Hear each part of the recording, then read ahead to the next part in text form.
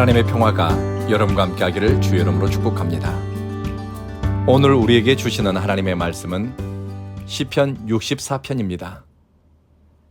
살다 보면 기가 막힌 웅덩이에 빠진 것처럼 삶이 뒤죽박죽인 때가 있습니다.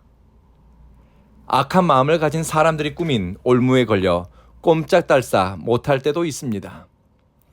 억울하지만 하소연할 데가 없고 답답한 일을 당했지만 내 편이 되어준 사람이 없는 것처럼 느껴질 때 다윗의 기도 시편 64편을 기억했으면 합니다.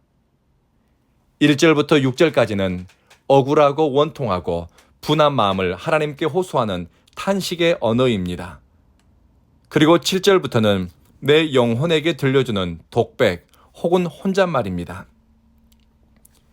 다윗의 목숨을 노리는 대적들이 있었습니다. 다윗이 가진 모든 것을 파괴하고 무너뜨리고 명예를 짓밟고 그를 나락에 떨어뜨리기 원하는 사람들이었습니다. 이 악인들의 성품과 됨됨이에서 마귀적 특성을 발견하게 됩니다. 하나님은 다윗을 나의 존귀한 백성, 사랑하는 자라고 부르는데 다윗의 대적들은 악한 말로 다윗을 상처 주고 거짓과 폭력, 불의한 일로 성도의 정체성과 자존감에 상처를 입힙니다. 절망하게 만들고 주저앉게 만들고 소망과 부르심에 대해 의심하게 만듭니다. 마귀가 하는 일이지요.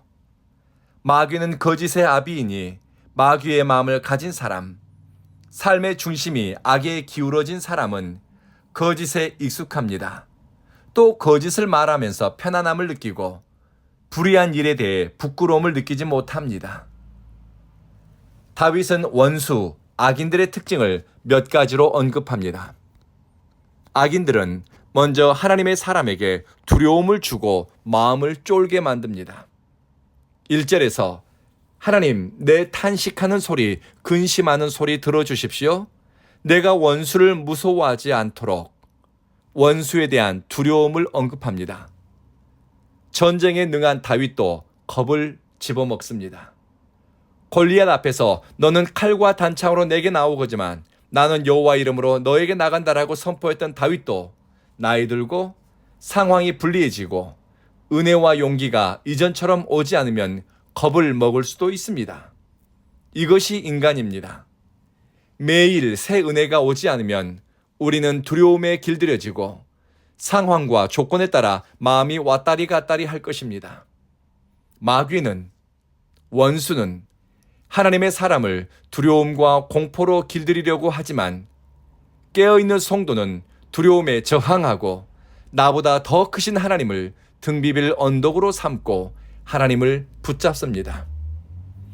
그리고 악인은 나쁜 짓을 모의합니다.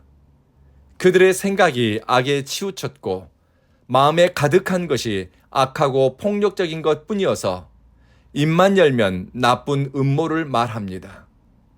그들의 생각과 계획은 하나님의 사람을 걸어 넘어뜨리는 것이고 하나님의 뜻이 이루어지는 것을 회방하는 것입니다. 악인들이 가장 잘 사용하는 도구는 혀를 칼처럼 사용하는 것입니다. 그리고 모진 말을 화살처럼 쏘아댑니다. 골리앗의 칼은 다윗이 무서워하지 않았지만 사람의 독한 말과 찌르는 말, 무례하고 모진 말에는 큰 아픔과 통증을 느꼈습니다. 하나님의 성도는 하나님을 알아갈수록 심령의 변화가 언어의 변화로 나타납니다. 반면에 악인은 말하는 것으로 자기가 누구인가를 밝히게 됩니다. 악인들의 타겟은 하나님을 경외하고 온전하게 살아가는 사람입니다. 예수님은 깨어있으라 잠들지 말라고 말씀하셨습니다. 영혼이 건강한 사람은 원수의 칼과 화살이 내 심장을, 내 삶을 겨누고 있음을 깨달아 모든 일에 깨어있기를 열망하고 또 원합니다.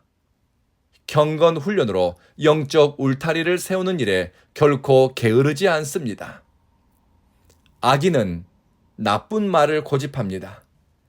악한 목적을 가지고 누가 우리를 상관하겠느냐, 누가 보겠느냐 하면서 하나님 두려운 줄 모르고 행동합니다. 그들은 옳지 않은 일을 생각해내고 그것을 실행에 옮길 궁리를 합니다. 다윗은 이런 사람들을 만나면서 인간에 대한 이해가 달라졌습니다.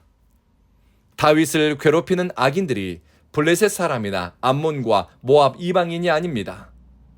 자기와 함께 멍에를 메었던 친구였고 동료였고 친척이었습니다. 심지어 자기와 함께 하나님을 예배하러 올라간 믿음의 길동무였고 기도 제목을 나누던 사람들이 상처를 주고 다윗의 인생을 짓밟습니다.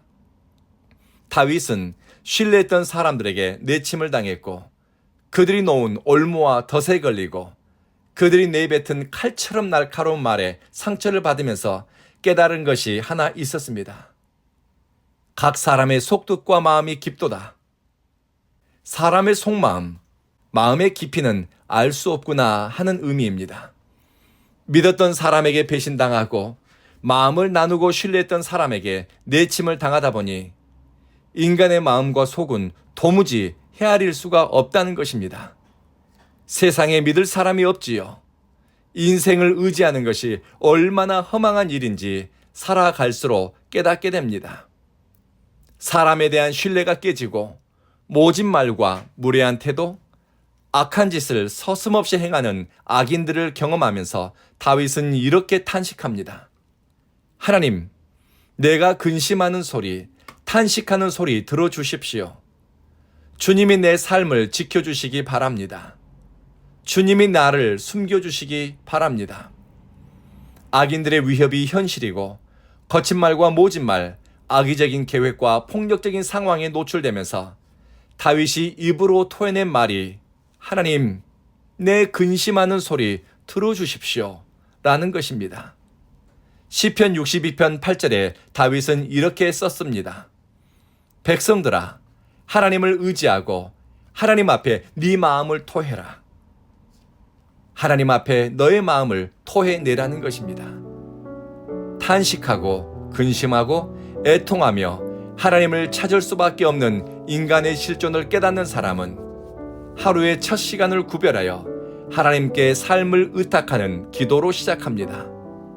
탄식하는 숨소리와 기도 언어에 마음을 담아 하나님께 올려드립니다. 그리고 다윗은 기도를 마치고 자기 영혼에게 위로하듯이 혼잣말을 들려줍니다. 악인들은 이제 넘어질 것이다.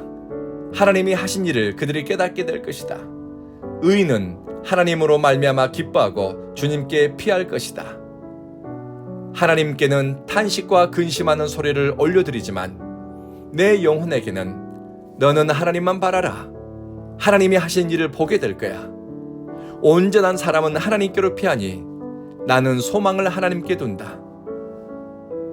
여러분의 심령에 믿음의 말을 들려주신다면 많은 유익이 있을 것입니다. 오늘 사용할 기도 언어는 내 근심하는 소리, 내 생명을 보존, 나를 숨겨주시고 감추어 주십시오. 그리고 마음이 정직한 자입니다. 기도하겠습니다. 자비하신 주여, 우리의 생명과 안전, 평화가 하나님의 손에 의해 보호받게 하소서.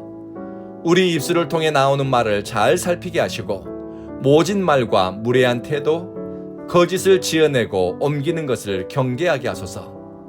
악인들의 모임에 끼거나 나쁜 의도를 가지고 계획하는데 개입하지 않는 분별력을 주십시오.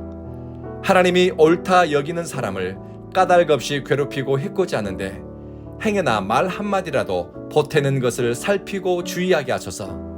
사랑하는 주님, 주님이 온 교회 성도들의 삶을 지켜주시고 주님의 날개 아래 그들이 보호받게 하소서. 하나님을 사랑하는 사람들과 예배하는 것을 기뻐하게 하소서.